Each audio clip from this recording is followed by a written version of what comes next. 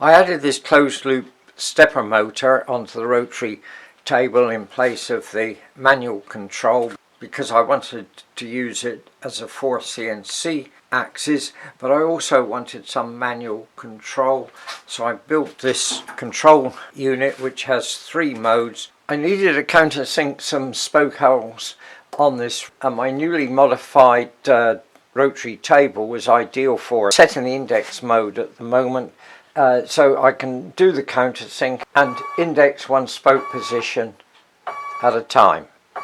Very easy.